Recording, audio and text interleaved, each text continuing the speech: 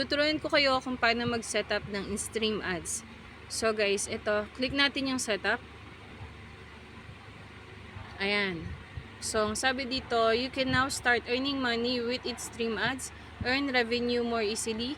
It's easy to monetize your video, insert ads with a simple toggle.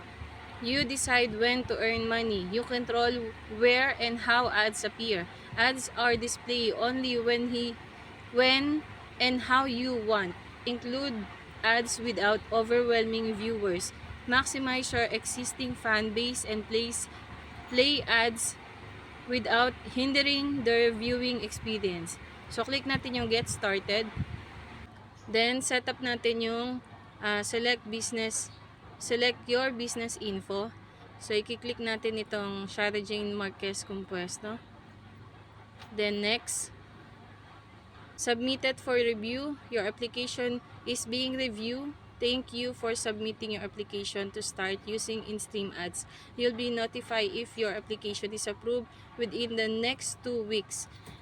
Click natin yung OK. So, ayan guys. In-review na po yung ating in-stream ads. So, yan yung makikita. So, kailangan natin maghintay for 2 weeks and then babalikan ko po kayo. 3 weeks later.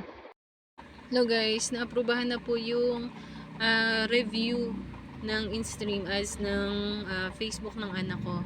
So, i-check po natin. Ayan. See all.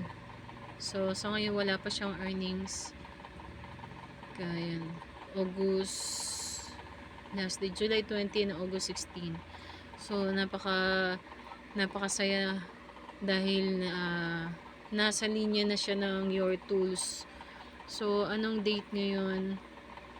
Thursday, August 17. Na aprobahan yung Facebook in-stream ads ng anak ko. Ayan. So, congratulations to us! Napakasaya. Pwede na kami kumita.